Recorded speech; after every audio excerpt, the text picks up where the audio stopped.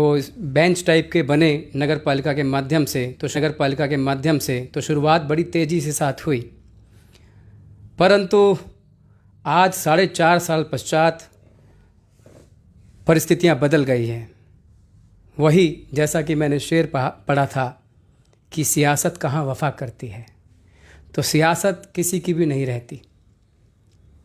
आज से पहले संगठित बोर्ड चेयरमैन के साथ 4.5 वर्ष पश्चात, अब जबकि नवंबर या दिसंबर तक का कार्यकाल शेष रह गया है और आज ये बोर्ड जो है लगभग एक सभासद को छोड़ के सभी सभासद जो हैं अब चेयरमैन के खिलाफ मुखर हैं।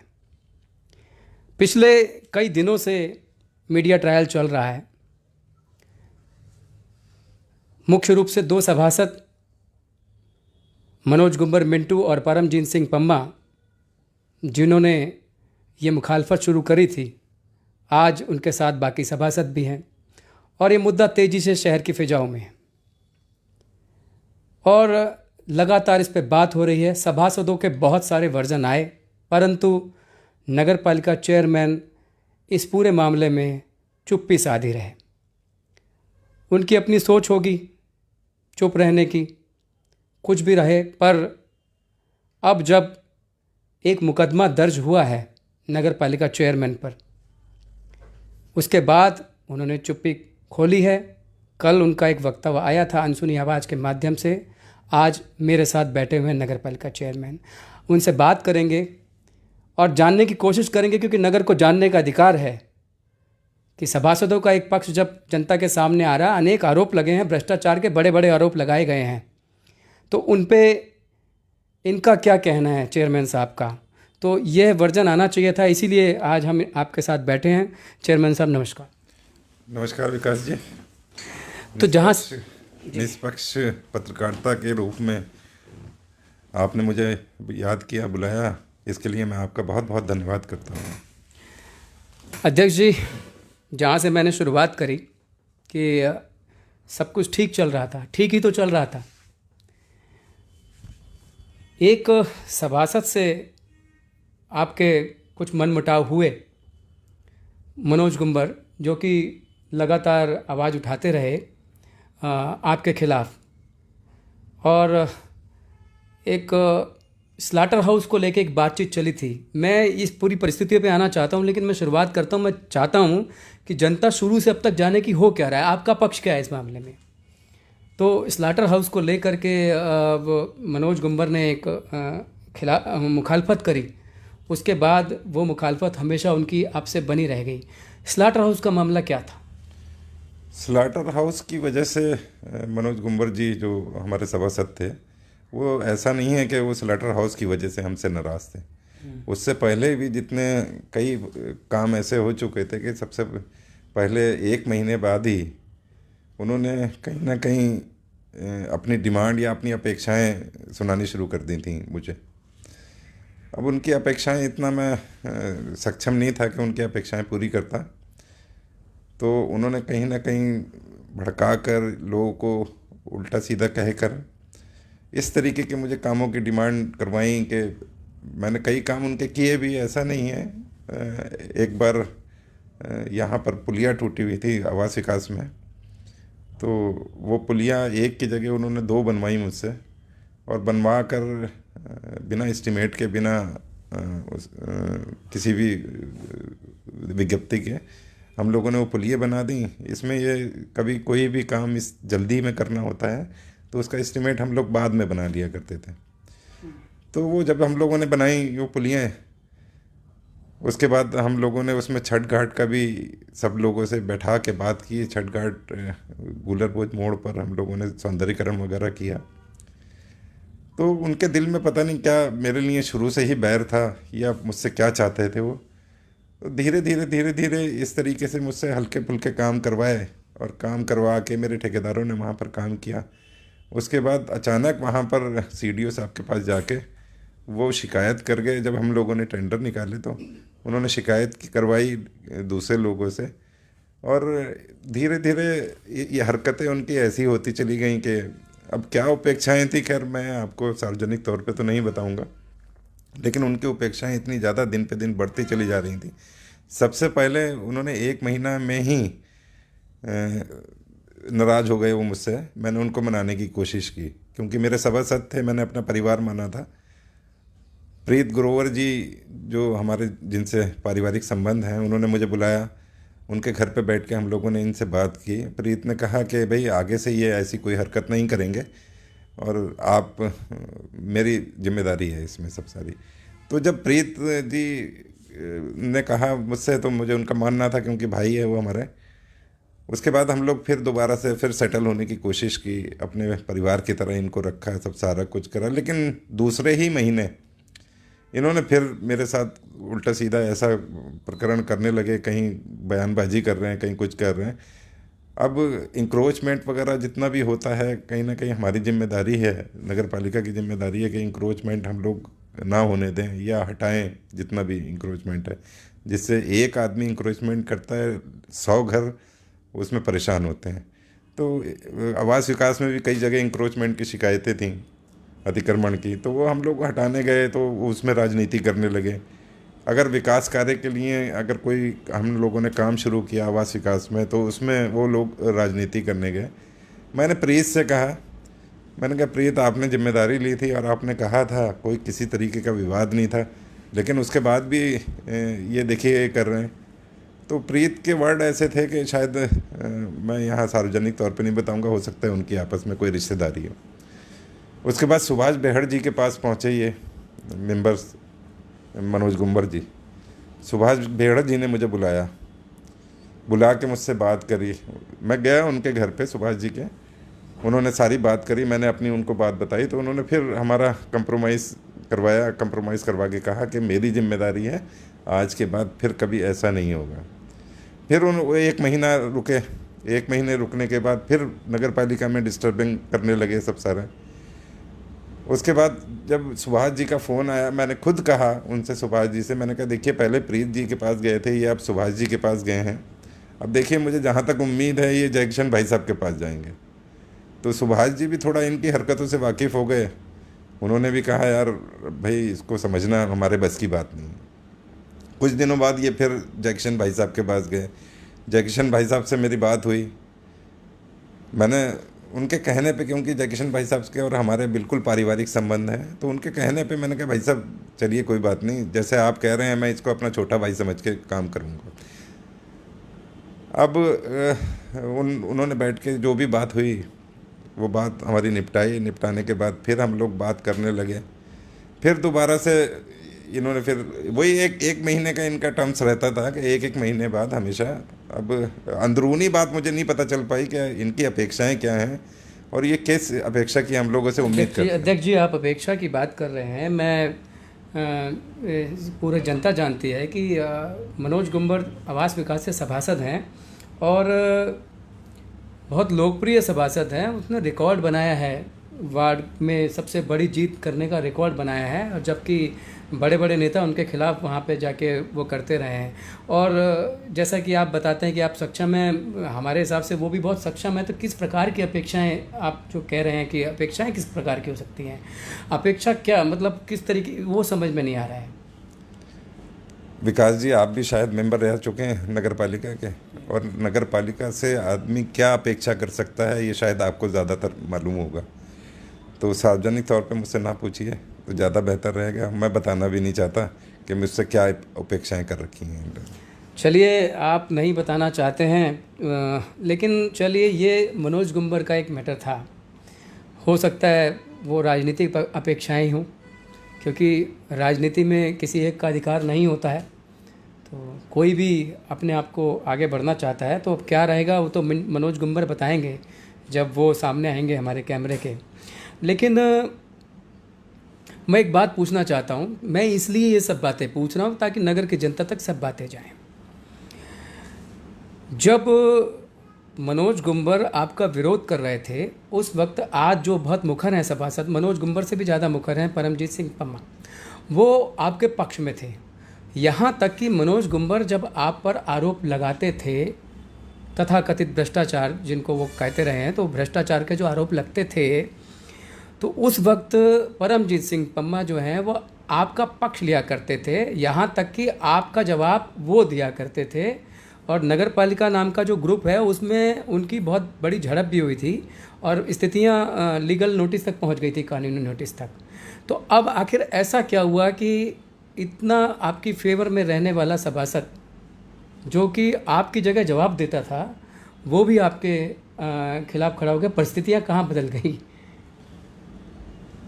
परिस्थितियाँ धीरे धीरे हम लोग काम कर रहे थे वहाँ पर, जो भी जिस तरीके की भी डिमांड्स थी लोगों की, यहाँ पर जनता के हित में जितने भी काम थे हम लोग धीरे धीरे सारे कर रहे थे। अचानक से एकदम से पता नहीं क्या हुआ इनको, परमजीत सिंह पम्मा को, कि बदतमीजी पे उतर आए ये। और जिस तरीके की इनकी हालत है और जिस तरीके से सोशल मीडिया वगैरह में आप देखते होंगे कि कितनी बदतमीजी और कितनी उल्टी बातें लिखते हैं कि शायद एक मानसिक विक्षिप्त आदमी इस तरीके की बातें लिखेगा। लेकिन आज तक के मैंने कभी भी इन बातों का काउंटर नहीं किया।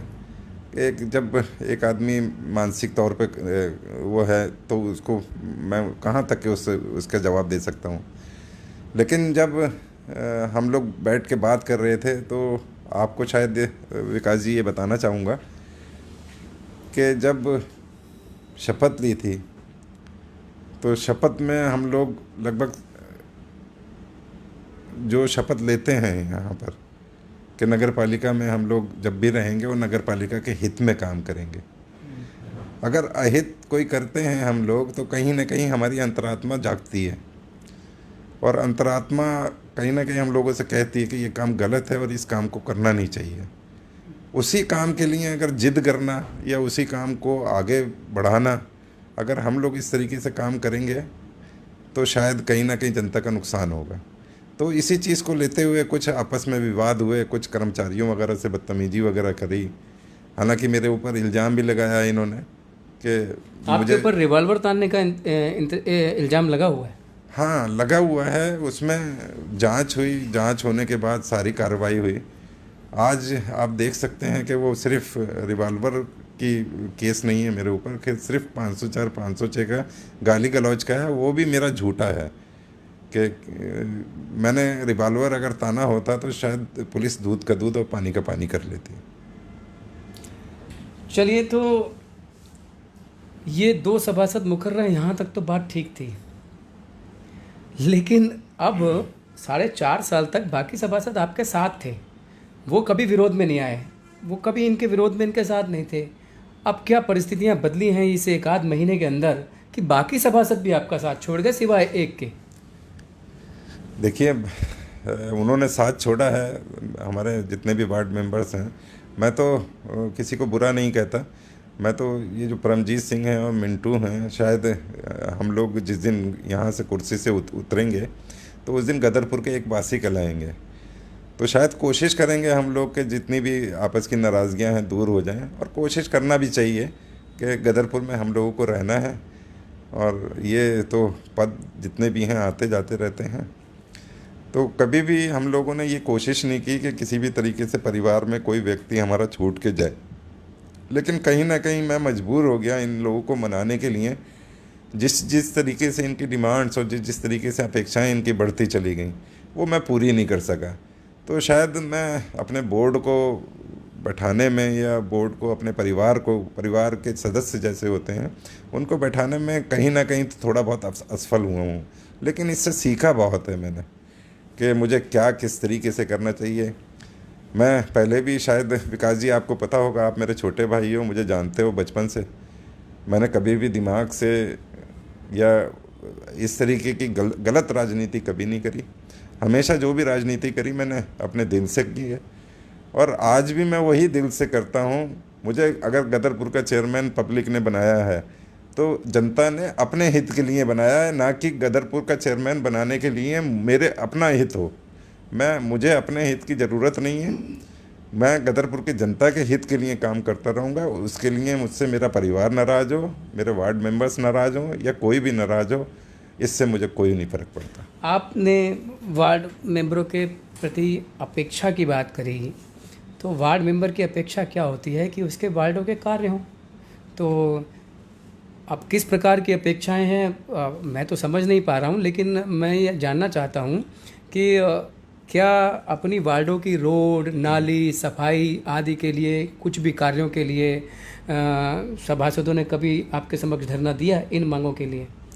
कभी भी आज तक के विकास जी अपने कहीं भी विकास कार्य कराने के लिए कभी भी आज तक मुझे धरना नहीं दिया। जहाँ भी किया है हम लोगों ने खुद जाकर वहाँ पर, और वार्ड मेंबर्स जितने भी हैं हम लोग उनको ज़बरदस्ती एक तरीके से लेके जाते थे कि आप चलिए वहाँ पर, आपका काम करवाना है वहाँ, तब सारा कुछ होना है। तो मैं अपनी ओपिनियन आपको बता रहा हूँ, पहले क्या हुआ कैसे हुआ मुझे नहीं पता, लेकिन कहीं ना कहीं मैं आपको सीधी सी बात बता रहा हूँ कि विकास कार्य करवाने में हमारे सभासदों का इंटरेस्ट जो 100% होना चाहिए, वो 100% ना होकर सिर्फ 30% था कि कहीं ना कहीं विकास कार्य हो ना हो उनकी अपेक्षाएं पूरी हो जाए। देखिए अध्यक्ष जी, धरना प्रदर्शन मैंने ये शब्द इसलिए लिया कि वो आपके खिलाफ इस समय धरना प्रदर्शन कर रहे हैं तो सफाई को लेकर वार्ड मेंबर के पास एक पावर होती है। मैं स्वयं वार्ड में सभासद रह चुका हूँ, तो उनके पास जो पावर होती है, वित्तीय पावर, तो वार्ड मेंबर के पास नहीं होती है, परंतु प्रस्ताव रखने का अधिकारी है। बोर्ड की बैठकों में प्रस्ताव रखते हैं, प्रस्ताव देते ही होंगे वो।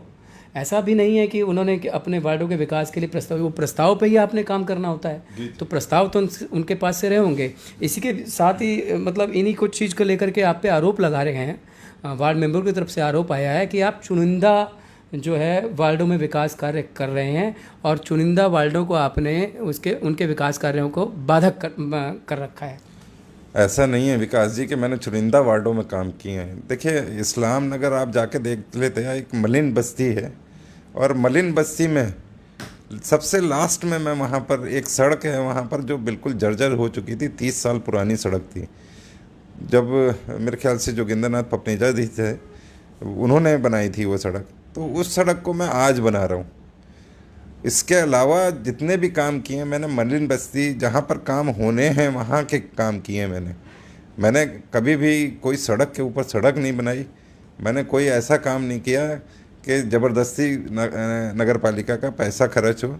मैंने कोई भी सामान अगर नगर पालिका का ख़रीदा तो अपने घर का समझ कर ख़रीदा, और बार्गेनिंग की मैंने हर चीज़ में।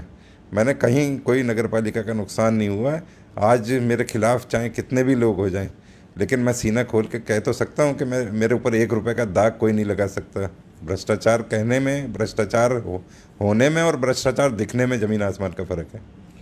चलिए, लेकिन ये अभी लाइव में एक प्रश्न आ गया है आपके ही सभासद मनोज कुंवर मिंटू की ओर से। प्रश्न है कि मेरे वार्ड नंबर 6 में कुंज विहार कॉलोनी जो गुलाम गौस के नाम से है और इन्हीं के द्वारा वह कॉलोनी काटी गई थी, आज तक उसमें नालियाँ और रोड नहीं बनाई गई।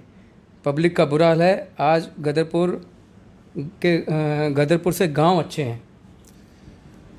मनोज गुंबर जी तो जो भी कहें वो उनके सही है, और शायद मेरे ख्याल से पब्लिक को सब मालूम है कि क्या कहते हैं और क्या करते हैं वो। ऐसा नहीं है कि विकास जी कोई काम रुका हो। मनोज गुंबर जी को शायद ये मालूम होगा कि सबसे पहले मैं बोर्ड में प्रस्ताव जो पारित हुए थे उसमें 1.25 करोड़ रुपए के जो कार्य थे सबसे पहले आवास विकास में करे थे हम लोगों ने, और आवास विकास में सिर्फ मनोज गुंबर जी को ही वोट नहीं मिले थे, वोट मुझे भी मिले थे। लेकिन उसके बाद भी क्योंकि मेंबरों के प्रस्ताव वगैरह हमारे लिए ज़रूरी होते हैं, सब सारा कुछ होते हैं। विकास जी आज नगर पालिका बंद है, लेकिन शायद हो सकता है कि अगर सोमवार या मंगलवार तक ये हमारा क्राइसिस चल रहा है नगर पालिका में निबट जाएगा, तो मैं आपको लेटर दिखाऊंगा अपने ठेकेदारों के, जिन्होंने हाथ जोड़कर हमसे अपील की थी कि हमें आवास विकास में कोई भी कार्य ना करने दिया जाए।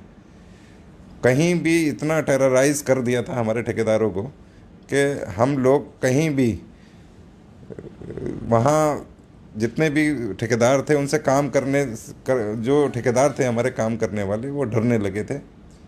अब क्या वजह थी, क्या इस तरीके की बात थी, वो सार्वजनिक ना करके मैं आपको, क्योंकि जानते हैं, जनता है, सब पता है। ठेके की जब बात आई ठेकेदारों की, तो आप पे ये भी तो आरोप है कि आपने जो विकास कार्यों के ठेके अपने नज़दीकियों को दिए। मुझे बताइए किसको दिए मैंने ए ग्रेड गौहर अली का ठेकेदार है, मेरी कोई उससे रिश्तेदारी नहीं, किसी तरीके की बात नहीं। ए ग्रेड के मेरे जागन सिंह ठेकेदार हैं, उनसे कोई रिश्तेदारी नहीं, कोई कुछ नहीं। बाकी जितने भी और ठेकेदार हैं यहाँ पर, मैंने उनकी कागजी कार्रवाई नियमानुसार ठेके दिए हैं। मैंने कोई गलत ठेका नहीं दिया था। मैंने किसी तरीके की कोई इस तरीके की बात नहीं की थी कि मैं मतलब ठेकेदारी करके और अपना घर भरूं। मैंने आज तक घर भरने की कोशिश नहीं की है। लेकिन आरोप आप पे और भी लगे हैं। जो आप ठेकेदारों को जो आपने बताया कि वो एक क्लास ठेकेदार हैं, लेकिन आपके भाई तारिक पे आरोप लगता है कि वो उसमें पार्टनर है। आप साबित करिए ना। अगर मेरा भाई पार्टनर है तो आप साबित करके दिखाइए मुझे। मैं उसी दिन, मैं आपसे सौगंध दे रहा हूँ किसी भी चीज़ की, मैं इस्तीफ़ा दे दूंगा। ये भ्रष्टाचार की बात कर करके, ये फोड़े फुंसियों वाली बात करके, इस तरीके की गंदी हरकतें करके ये लोग इतने बदनाम हो चुके हैं, इतने सब सारे कुछ हो चुके हैं। अरे भ्रष्टाचार है तो आप लेके आइए ना सब सारे। जांच तो इन्होंने शायद कोई छोड़ी नहीं है मेरे। तो मुझे कहीं साबित करके दिखाइए ना। मेरा भाई किसी की साइड पे खड़ा हो, या मेरे किसी भाई के पास ठेका हो या कुछ हो। मेरे भाई आज भी आड़त का काम कर रहे हैं। छोटा भाई मेरा प्रॉपर्टी का काम कर रहा है, मेरे प्रॉपर्टी के काम भी चल रहे हैं, सब सारा कुछ हो रहा है। तो इल्ज़ाम तो लगाना कोई बहुत आसान काम है, लेकिन उसको देखना, उसको सही साबित करना, ये बड़ा मुश्किल काम है। आज चेयरमैन साहब ऑन कैमरा इल्ज़ामों पे जवाब देने का ही दिन है। बिल्कुल। तो अभी आप पे एक बड़ा इल्ज़ाम है कि अवैध रूप से जो गौमांस काटा जाता है, उसमें पकड़े हुए अभियुक्तों को आप छुड़ाने का या बचाने का काम करते हैं, ऐसा आरोप है आप या आपके भाई तारिक पर। देखिए मेरी बात सुनिए। जिस दिन मैं यहाँ चेयरमैन बना था, एसओ गदरपुर को ये बात मालूम है अच्छी तरीके से कि चेयरमैन गौ मांस के बहुत खिलाफ है। मैंने हमेशा एसओ गदरपुर की और थाना की मैंने मदद की है। और गदरपुर में मैंने जितने भी ये यहाँ पर ये कसाई लोग थे, इन लोगों से मैंने पहले ही बैठ के बात कर रखी थी कि भाई मैं अगर कोई भी गलत चीज़ होगी तो मैं उस चीज़ में आपका भागीदार नहीं हूँ कहीं से कहीं तक भी, और मैं उसमें आपकी कहीं से कहीं तक मदद नहीं करूँगा, क्योंकि मेरे वोटर्स हैं, सब सारी चीज़ें हैं। आपको शायद अच्छी तरीके से पता होगा कि डॉक्टर्स वगैरह जो भी हैं, जिस तरीके के मतलब यहाँ बुलाया जाता है, प्रथम दृष्टा जो रिपोर्ट होती है उसमें सब सारी चीज़ें होती हैं। और यहाँ पर कुछ सबूत होते हैं, कुछ उसके जो चौपाया होता है उसके कुछ हाथ पैर होते हैं या कोई चीज़ होती है। यहाँ आज तक के गदरपुर के अंदर मैं आपसे फिर वही बात कह रहा हूँ, कुछ ज़्यादा बढ़ के बात नहीं कह रहा मैं, कि गदरपुर के अंदर अगर यहाँ पर किसी भी तरीके का मैंने गाय के काटने वालों का सपोर्ट किया हो तो मुझे हर चीज़ की, जिसकी मर्ज़ी चाहे सौगंध है, मैं अपने गाय काटने के वाले किसी भी व्यक्ति से, मैं अपने की बात नहीं कर रहा, मैं किसी भी व्यक्ति की कोई मदद नहीं करता। उसमें आप थाना गदरपुर भी पूछ सकते हैं, वैसे भी पूछ सकते हैं। जिन लोगों को पकड़ा था वो राजनीतिक द्वेष से पकड़ा गया था, क्योंकि वो मेरे करीबी हैं। वो लोग अपना कार्य कर रहे हैं, वो कहीं ना कहीं थोड़ा बहुत गरीब लोग हैं, कमाते हैं, खाते हैं, अपने बच्चों को खिलाते हैं। तो ये लोग, कुछ लोगों से देखा नहीं गया है यहाँ पर कभी गौरक्षा के नाम पे, कभी किसी चीज़ के नाम पे उत्पीड़न करना, कहीं पैसे की डिमांड करना, कहीं कुछ करना। इस वजह से पुलिस को इतना ज़्यादा परेशान करा वहाँ पर कि वो जो दूसरा भैंस का मीट होता है, उस भैंस के मीट को पुलिस हमेशा कभी भी भेजती है, वो गौमांस के रूप में भेजती है। लेकिन जब उसकी एफएसएल रिपोर्ट आती है तो फिर कोर्ट उनको बरी करता है। अभी भी इन लोगों ने यहाँ पर पिछले दिनों भेजा था यहाँ पर इसी हनीफ को, जो मेरे साथ ही रहता है, उसकी रिपोर्ट्स यहाँ पर एफएसएल की यहाँ ओम प्रकाश जी के पास आई हुई है। आप जाके वहाँ पर देख सकते हैं कि वो गौ मांस था या भैंस का मांस था। चलिए, ये एक गंभीर विषय है गौ मांस को लेकर के, क्योंकि हिंदू समाज के अंदर सब इसको लेकर बहुत संवेदनशील हैं।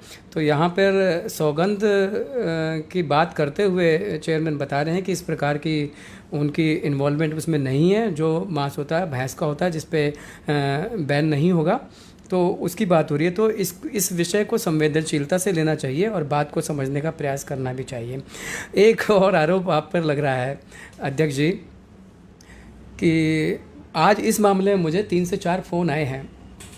तो हालांकि ये विषय से थोड़ा अलग है, लेकिन मैं ले लेता हूँ क्योंकि फ़ोन आया है तो मैं कह देता हूँ। नहीं बिल्कुल आप कि अच्छा 3-4 फ़ोन में इसमें 2 हिंदू समाज के लोग हैं और 2 मुस्लिम समाज के लोग हैं। बिल्कुल बिल्कुल। और उसमें से भी एक हिंदू समाज का व्यक्ति तो ये तक कह रहा है, आरोप है आप पर कि चेयरमैन बनने के बाद आप घमंडी हो गए हैं। और हालांकि इसको लेकर व्यक्तिगत रूप से मैं इस मामले से इत्तेफाक नहीं रखता हूँ, मुझे कहीं नहीं लगता है कि हमारा चेयरमैन घमंडी है, लेकिन आरोप आया है और एक ने तो ये तक कहा है हिंदू समाज के व्यक्ति ने कि भाई वो आदमी बढ़िया है, मेरे तो काम भी कराए हैं, परंतु ये मुझे 15-16 साल से ईद पे बुला रहे थे, इस बार ईद पे भी नहीं बुलाया। ये इतने घमंडी हो गए हैं, क्या कहना चाहेंगे? विकास जी देखिए, मेरे आसपास जितने भी लोग रहते हैं, मेरे यार दोस्त वगैरह जितने भी लोग रहते हैं, कहीं ना कहीं देखिए चूज ही तो हूँ मैं इस चीज़ को। और इतनी ज़्यादा नगर पालिका में जब से चेयरमैन की कुर्सी पर बैठा हूँ, इतनी बॉदरेशन, इतनी परेशानियाँ, इतनी भाग दौड़ रही है, तो हो सकता है कहीं मैं किसी को अनदेखा हो गए हूँ कहीं, लेकिन ऐसा है नहीं कि मैं कहीं भी। मैं आपको सही बताऊँ तो मैं अपने बीवी बच्चों से भी रात में 10 बजे 11 बजे के बाद ही मतलब अपने बच्चों से मुलाकात कर पाता हूँ मैं। तो कहीं बिज़ी होने का ये मतलब नहीं है कि मैं घमंडी हूँ, और घमंड तो मैंने आज तक नहीं किया। भगवान का दिया सब कुछ है, चेयरमैनी कोई ऐसा नहीं है कि मैं चेयरमैन बन के ही मैंने पॉपुलर हुआ हूँ, वैसे भी मैं पॉपुलर हूँ। कोई ऐसा नहीं है, लोगों के काम करके हल्के फुल्के। पहले मैं कांग्रेस के लीडर थे, हमारे पापा, उनका बेटा हूँ मैं, तो मैंने भी कुछ गुण राजनीति के उनसे सीखे हैं। तो घमंड तो किसी का रहा नहीं, और अगर उन लोगों को लगता है तो मैं उन लोगों से माफ़ी मांगता हूँ कि अगर आप लोगों को लगा है कि मेरी तरफ से कोई घमंड हुआ है तो मैं इसके लिए क्षमा प्रार्थी हूँ। आप पत्रकारों से भी द्वेष रखते हैं कुछ, ऐसा भी? नहीं नहीं नहीं नहीं विकास जी, मैंने कभी भी पत्रकारों को, लोकतंत्र का चौथा स्तंभ है पत्रकार, और मैंने कभी भी, हालांकि आपसे भी मेरी बात हुई और बहुत चीज़ें ऐसी होती हैं कि आप छोटे भाई हैं, लेकिन फिर भी मैं आपसे राय लेता हूं विकास जी। शायद आपको पता होगा कि मैं, फिर आप भी तो पत्रकार हैं, कहीं ना कहीं आपको भी लगा होगा कि मैं आपसे रखता हूं। रुपेश कुमार अनसुनी आवाज़ से लगातार आह्वान करते रहे आपका। वो जब सभासदों को कवर कर रहे थे, कई कवर इसलिए उन्होंने, वो कहते थे आए, आप आए नहीं। थोड़ी सी मेरी मजबूरी थी, रुपेश जी से मेरी बात हुई थी, उन्होंने आह्वान पहले कर दिया था कि चेयरमैन 1 दिन नहीं, 2 दिन नहीं, 3 दिन में कहीं ना कहीं अवेलेबल हो ही जाएगा। लेकिन मेरे भांजी की शादी थी, मेरे जीजा जी की डेथ हो चुकी थी। वहाँ पर जब रुपेश जी ने प्रोग्राम जिस दिन रखा, उस दिन मेरा वहाँ पर रिसेप्शन था। मैं अपनी मदर को लेने के लिए यहाँ पर आया हुआ था, क्योंकि मेरी मदर पैरालाइजिस हैं, तो उनको लेने के लिए वो एक अलग मैसल हो गया, क्योंकि कल आप उनके कैमरे पे आ चुके हैं। जी जी। हमारे गदरपुर में इस समय उत्तराखंड का गौरव बत्रा है, और मेरे ख्याल से वो एक ऐसा पत्रकार है, युवा है, जो कि इस समय सबसे ज़्यादा फेमस है, और उसके बहुत सारी फॉलोइंग है, और वो लगभग हर छोटे से बड़े सभी मसलों को कवर करता है। आप उसके कैमरे पर नहीं पहुँचे, वो आपको नहीं ले रहे हैं, या आप उसके पास नहीं जा रहे? गौरव बत्रा, विकास जी आपको पता होगा कि मेरे सबसे पहले मेरे पड़ोसी हैं, और पत्रकार तो मैं उसे आज भी नहीं मानता, उसको हमेशा मैंने भतीजा माना है। लेकिन कहीं ना कहीं उसको समझाने के बावजूद भी वो जिन माया जाल में फंसा, और जिस तरीके से उसने एकदम से हरकतें मेरे खिलाफ़ करनी शुरू कर दी, सब सारा कुछ करना शुरू कर दिया, तो थोड़ा सा कहीं ना कहीं हर्ट होता है कि मैंने इसको अपना बच्चा समझा, अपना भाई, छोटा भाई समझा, सब सारा कुछ किया। उसके बाद भी गौरव बत्रा इस तरीके से मेरे खिलाफ़ कहीं मूवी कहीं वो चलाना, कहीं न्यूज़ देना, सब सारी चीज़ें, तो मैंने उसको समझाने की बहुत कोशिश की, लेकिन वो एक माया जाल में फंस चुका था, और उसको निकलने में, जब तक निकलता वो बहुत देर हो चुकी थी। अब वो पता नहीं कि उसने अपने रिश्ते बना के रखे हैं नहीं रखे हैं, लेकिन मैं आज भी उसको छोटा भाई समझता हूँ। देखिए, पत्रकार जो है वो हमारा अंग है तो मैं ज़रूर आपसे निवेदन करूँगा कि पत्रकारों को आप देखिए, पत्रकार का काम है कि जो उसको दिखाई देता है उसको बोलता है। ठीक है, सब में कमियां होती रही होंगी तो वो होगी, लेकिन अब मैं आपसे एक गंभीर बात करूँगा कि ये आप पे एक बड़ा आरोप है, और इस पे आपको जवाब देना चाहिए। आप कहा जाता है कि आपने मुस्लिम वार्डों पे ज़्यादा काम कराए हैं बनिस्बत हिंदू वार्डों के। मुस्लिम बस्तियों में आपने विकास कार्य कराए हैं, आप चूज़ी हैं।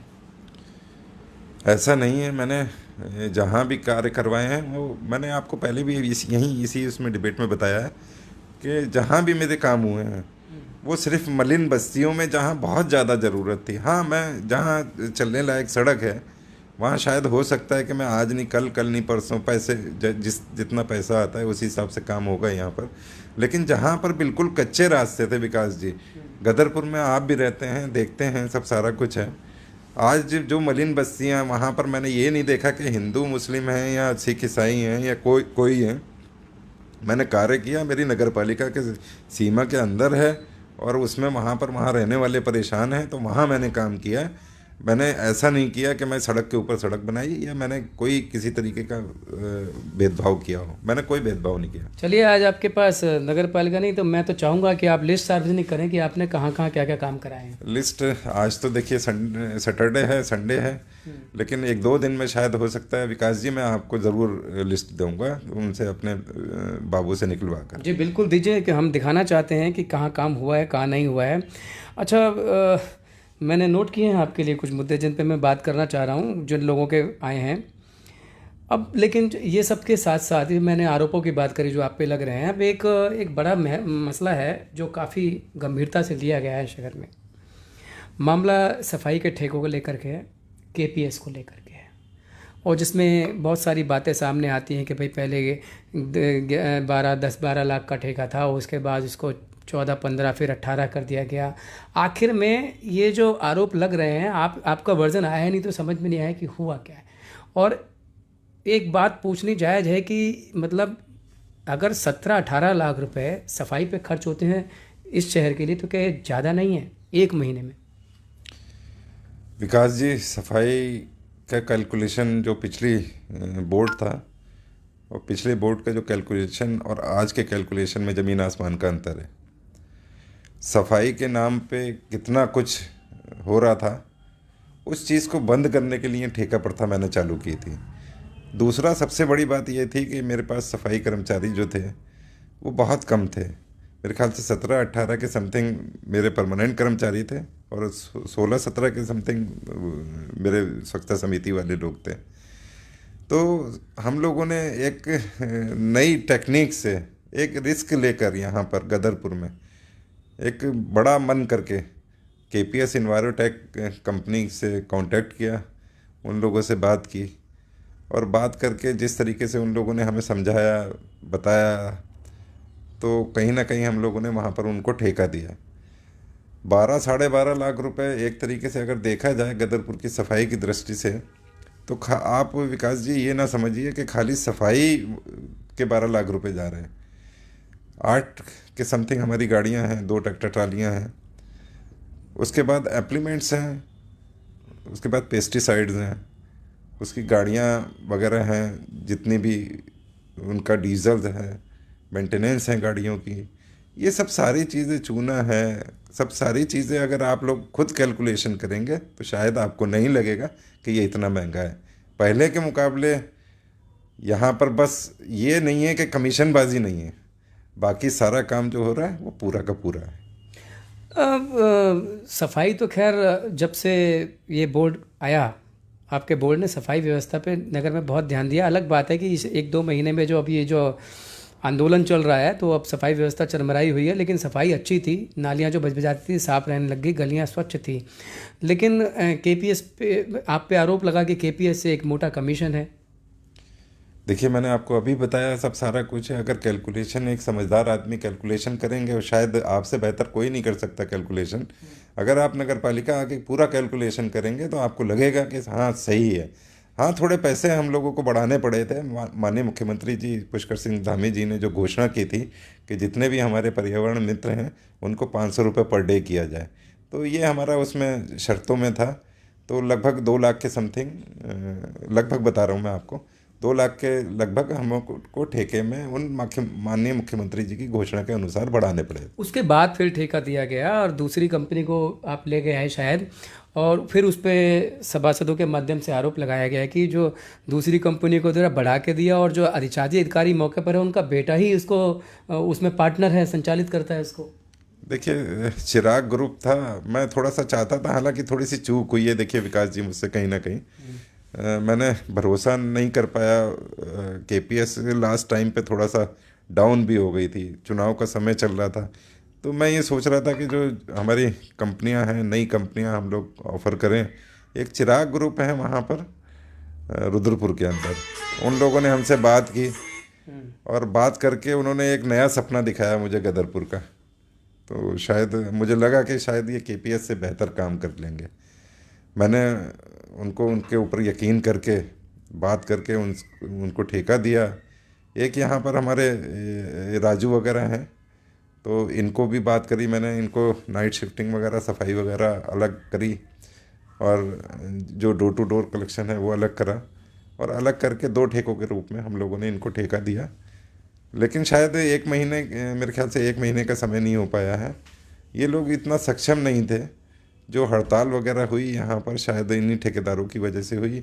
26 तारीख के बाद से जो काम रुका हुआ है, क्योंकि जो ठेकेदार यहाँ कर्मचारी बैठे हुए हैं वो हमारे परमानेंट कर्मचारी नहीं हैं, वो यहाँ जो ठेकेदार थे हमारे उनके कर्मचारी हैं। अब वो अपने आप को परमानेंट करने के लिए यहाँ पर बैठे हैं। हालांकि हम लोग कोशिश कर रहे हैं सब कि किसी भी तरीके से उनको करा जाए।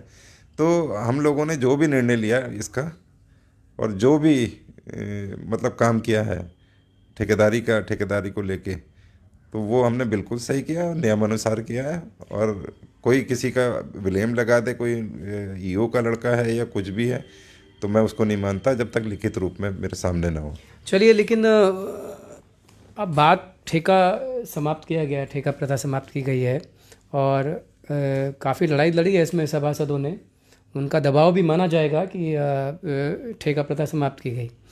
मेरे को ये पूछना है आपसे, अब ये जो वाल्मीकि समाज जो है, जो पर्यावरण मित्र हुए, ये लोग हमारे शहर से आते हैं, तो स्वच्छता समिति में इन्हें एडजस्ट कर लेने में दिक्कत कहाँ है? जैसे 11 स्वच्छता समिति में, क्योंकि जब हम सभासद थे 11 स्वच्छता समिति में तब भी रहते थे कर्मचारी, और जब हम ठेके में इतना बजट उनके लिए निकालते हैं तो वो बजट स्वच्छता समिति में आकर के क्यों नहीं एडजस्ट सकते? वहाँ आपको दिक्कत कहाँ आ रही है, क्यों नहीं दे पा रहे आप उन्हें? देखिए, 2001 की जनगणना के अनुसार हम लोग सिर्फ 11 लोग रख सकते हैं यहाँ पर। अगर हम लोग 11 लोग रखेंगे तो आप खुद ही बताइए कि ना तो हम लोग ठेके कर पाएंगे, ना ही कोई सफाई व्यवस्था हमारी सुदृढ़ हो चुकेगी। अध्यक्ष जी, देखिए 11 की जनगणना अब तो बहुत पुरानी बात हो गई है। नई जनगणना हो गई थी शायद 18 में या 19 में, अब नहीं होगा उसका मुझे नहीं पता है। लेकिन बोर्ड तो अपने आप में सक्षम होता है। बोर्ड आप अपने आप में एक सदन है, बोर्ड जो प्रस्ताव कर दे उसको शासन भी कहाँ मना करता है? बोर्ड तो अपने आप में ऑल्टरनेटिव व्यवस्था कर सकता है, तब तो इस व्यवस्था को भी कर सकता है। बोर्ड सक्षम है, मैं मानता हूँ इस चीज़ को सब सारा, लेकिन बोर्ड अपनी औकात से बाहर जाके काम नहीं कर सकता। कहीं ना कहीं हमें शासनादेश हैं, नियमानुसार कार्रवाई करने के आदेश हैं। अब हमारे जितने भी सम्मानित सभासद लोग थे, इन लोगों ने ठेका कैंसिल करने के लिए उस दिन कहा। मैंने सिर्फ ठेका इतने दिन इस वजह से कैंसिल नहीं किया था, मैं उनकी बात मानने को तैयार था, लेकिन उनका मोटिव कुछ और था। वो ठेका कैंसिल करवाना या नहीं करना या क्या करना, ऐसा कुछ नहीं था। बस ये था कि चेयरमैन को किसी तरीके से परेशान किया जाए। मैंने देखा, इसके बाद हमारे कर्मचारी बैठ गए। मैंने कर्मचारियों के कहने के अनुसार वो ठेका फिर मैंने दोबारा से कैंसिल किया। एक ठेका कैंसिल करने का एक मोटिव ये था मेरा कि 26 तारीख से और लगभग 11 तारीख तक आज तक ठेकेदार ने ना तो कोई सुध ली, ना ही अपने कर्मचारियों को उसने मनाने की कोशिश की, और ना ही यहाँ सफाई व्यवस्था को देखा, ना ही बाहर से कोई सफाई कर्मचारी वगैरह लेकर आया या मैनेज कर पाया। अगर सफाई व्यवस्था में कोई व्यवधान उत्पन्न करता तो हमारे माननीय डीएम महोदय का हमारे पास लेटर थे कि यहाँ पर कोई भी किसी भी तरीके की सफाई व्यवस्था में व्यवधान करता है तो उसके ऊपर कानूनी कार्रवाई की जाए, जिसकी चिट्ठी हम लोगों ने वहाँ पर एसओ गदरपुर को दे रखी है। लेकिन उसमें सक्षम ना होने की वजह से मुझे ये ठेका कैंसिल करना पड़ा। और जो भी व्यवस्था होगी यहाँ पर गदरपुर के अंदर, जितनी जल्दी व्यवस्था होगी उतनी जल्दी मैं करूँगा। और यहाँ के जनता के लोग कुछ दिन दुख देखना पड़ रहा है, लेकिन उसके बाद फिर वही गदरपुर बनाऊँगा, चाहे मुझे इसके लिए कुछ भी करना पड़े। पालिका अध्यक्ष हमारे साथ बैठे हुए हैं। मैं जानता हूँ लोग चाहते थे कि इनका वर्जन आए, आज इसीलिए इनसे बात कर रहे हैं। मैं अपने फेसबुक पर लाइव हूँ, मेरा कोई पेज नहीं है, मेरा कोई अपना चैनल इस प्लेटफॉर्म पे नहीं है, फेसबुक के प्लेटफॉर्म पे, और तो इसी में मैं लाइव करता हूँ। और मेरी फ्रेंड लिस्ट में भी 21, 22, 2300 लोग हैं, ज़्यादा नहीं हैं। तो बात दूर तक चली जाए, इसके लिए मैं आपसे निवेदन करूंगा कि आप शेयर करते रहें, क्योंकि रुद्रपुर बाजपुर के लोग भी गदरपुर की खबरों में काफ़ी इंटरेस्ट लेते हैं। तो आप शेयर करेंगे तो आगे तक चली जाएगी। तो आपने अभी कहा, लेकिन अब जो है ये स्थिति इतनी बिगड़ी सफाई व्यवस्था को लेके, वो धरने बैठे। आज से पहले यही सफाई कर्मी चेयरमैन जिंदाबाद के नारे लगाते हुए और उल्टा सभासदों के खिलाफ थाने में गए थे। आज वो आपके खिलाफ थाने में चले गए हैं और आपके खिलाफ 406 और नहीं 504, 506 और ST SC IPC में मुकदमा भी दर्ज हो गया है। क्या कहना चाहेंगे? देखिए, हमारी जो भी ये वाल्मीकि कौम है, बहुत सीधी और बहुत शरीफ कौम है। इनको कहीं ना कहीं जिस तरीके से घुमा फिरा कर मेरे खिलाफ किया जा रहा है, शायद आज नहीं कल, कल नहीं परसों इन लोगों को पता चलेगा कि असलियत क्या है। तो शायद इन लोगों को दुख होगा कि एक अपना बहुत करीबी जो इनके लिए सोचने वाला था, इनके लिए काम करने वाला आदमी था, वो कहीं ना कहीं उसको खो रहे हैं ये लोग। मैंने जब उस दिन बात हुई, इस तरीके का हंगामा हुआ यहाँ पर, तो एक ये प्री प्लान एक मामला था। मैं शुक्रवार का दिन था, हमारे EO 8 तारीख से छुट्टी पे हैं, मेडिकल पे हैं। हमारे बाबू ने मुझे बुलाया और बुला के कुछ बात करनी थी ज़रूरी, तो हमने बात करी वहाँ पर। तो जैसे ही मैं वहाँ पहुँचा तो इन लोगों ने अपना उग्र प्रदर्शन करना शुरू कर दिया। उग्र प्रदर्शन के बाद वहाँ पर कोई इस तरीके की मतलब गाली गलौज ये वो सब, मतलब इतनी गंदे नारे वगैरह लगाए।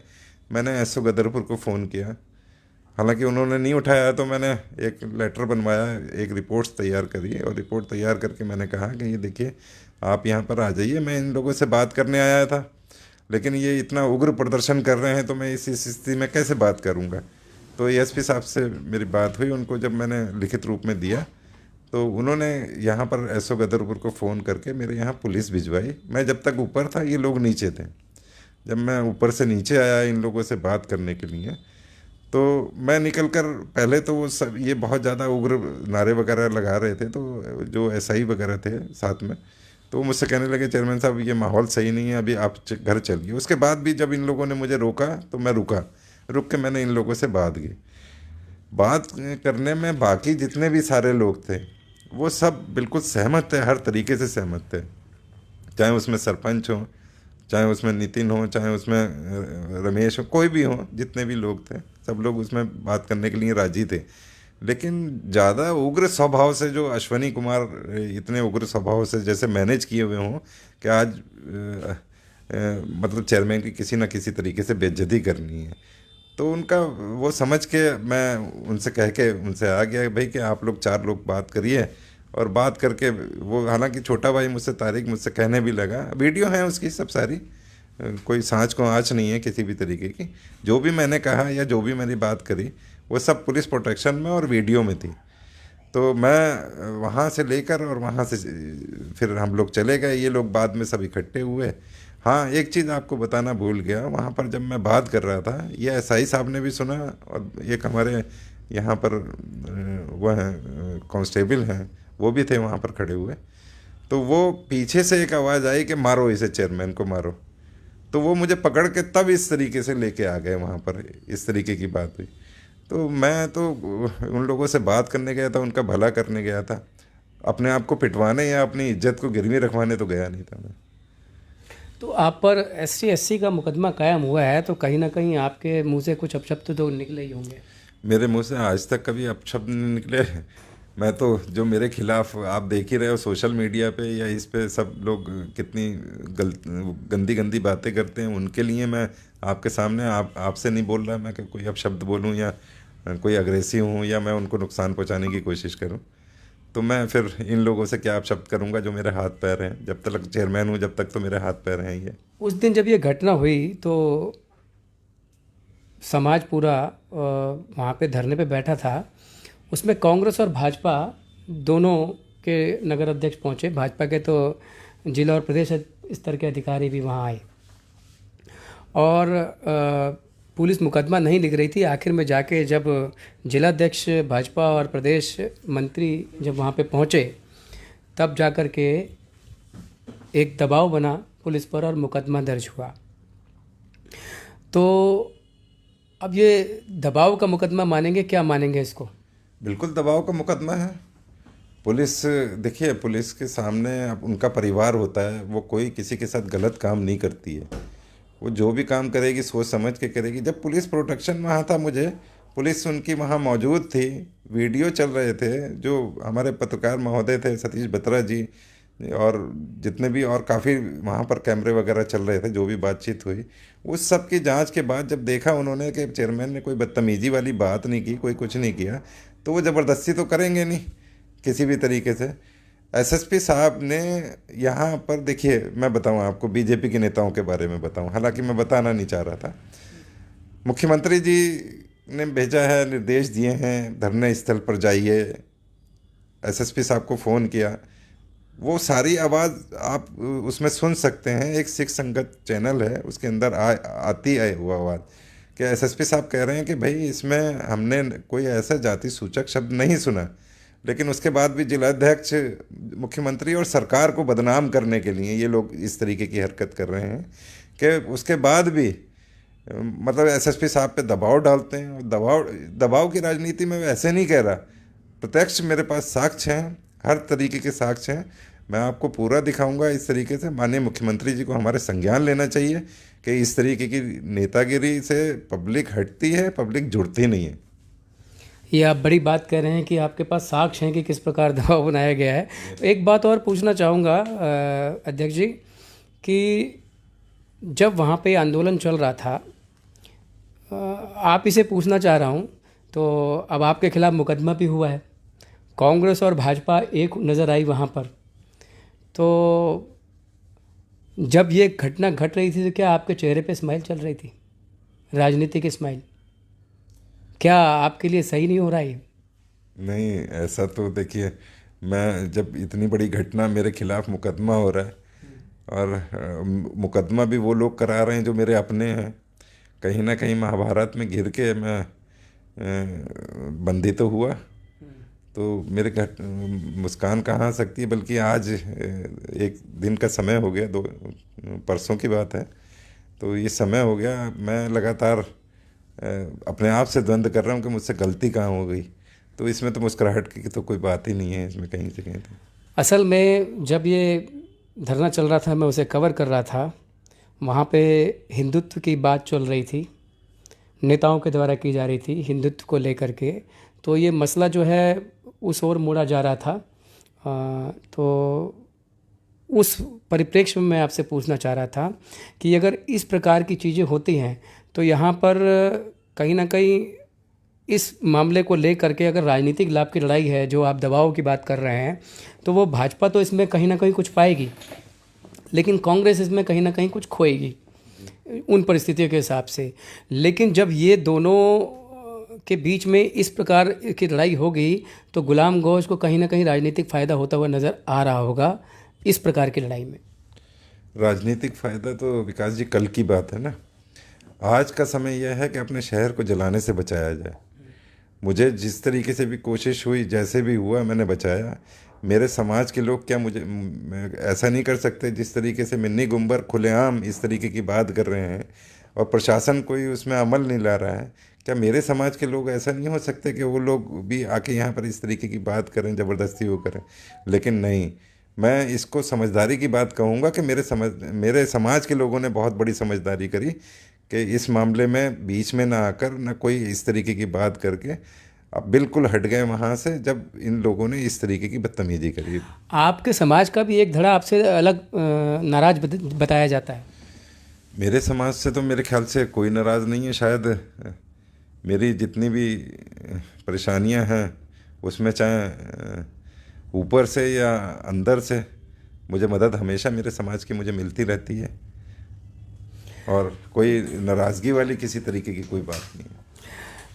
मैं कल अनसुनी आवाज़ पर आपका इंटरव्यू सुन रहा था, तो चर्चा में आपने एक बिरादरी विशेष के बारे में डिस्कस किया कि उन लोगों के द्वारा बांटा जा रहा है। मैं उस पर थोड़ा सा विस्तृत रूप से जानना चाह रहा था। बिरादरी विशेष के कुछ लोगों द्वारा इस तरीके से जो बांटा जा रहा है यहाँ पर, जिस तरीके से वहाँ मिन्नी गुंबर जी, पंकज सेतिया जी, सुरेश खुराना जी, और जिस तरीके से वो लोग राजनीति कर रहे हैं, हिंदू मुस्लिम की राजनीति कर रहे हैं, तो मैं ये बताइए कि बिरादरी विशेष नहीं कहूँगा तो क्या कहूँगा। बिरादरी विशेष के कुछ लोगों की बात कर रहा हूँ, लेकिन मैंने ऐसा नहीं किया कि सारे लोग। उसमें मेरी जो बात हुई है उसमें मैंने सब धर्मों का और सब बिरादरियों का नाम लिया और सबसे बताया कि सब लोग मेरे सपोर्ट करते हैं। चलिए, तो मैंने काफ़ी प्रश्न लिए। अब दिक्कत ये होती है कि लाइव में हम, मेरे ख्याल से 1 घंटे से ऊपर हो गया होगा। क्या टाइम हो गया है? 5:50। हाँ, तो 1 घंटा होने जा रहा है। आधे घंटे का लाइव मैं करना चाहता था। मैंने प्रयास किया है कि हर तीखा प्रश्न मैं लूँ। मैंने हर वो प्रश्न लाने का प्रयास किया है, चाहे वो मुस्लिम समाज के क्षेत्र में ज़्यादा विकास कराने की बात हो, चाहे जितने बड़े बड़े आरोप हैं मैंने उन पे भी चर्चा करी। एक समस्या ये है कि मेरे ही मोबाइल से लाइव है तो उसमें जो मैसेज आ रहे हैं वो मैं नहीं पढ़ पाता हूँ और उधर से इधर लेने में दिक्कत आ रही है। हमारे बीच में गुलाम गौस जी थे। मैं गुलाम गौस जी से अंत में ये पूछना चाहता हूँ कि आपका संदेश क्या है नगर वासियों के लिए? मेरा यहाँ पर जो नगर वासी हैं मेरे, जिन लोगों की वजह से आज मैं नगर का चेयरमैन प्रथम व्यक्ति बना था, मुझे लग रहा है 2-3 दिन से मैं हालांकि डिप्रेशन में हूँ हल्का, कि जिस तरीके से मैं यहाँ गदरपुर को लेके चला था, कुछ लोगों की बदौलत आज गदरपुर उस स्थिति में नहीं है। लेकिन मैं अपने जितने भी यहाँ के जनता के लोग हैं उन लोगों से सीधा सीधा मैं ये कहूँगा कि उनको ज़्यादा घबराने की ज़रूरत नहीं है। मुझे अपने चाहे जान की बाजी लगाए, गदरपुर को उसी स्थिति में लेके आऊँगा और बहुत जल्द लेके आऊँगा। ये थे गुलाम गौस, नगर पालिका अध्यक्ष, जो कि मोड़ लो ना, जिन्होंने अपनी बात बेबाकी से रखी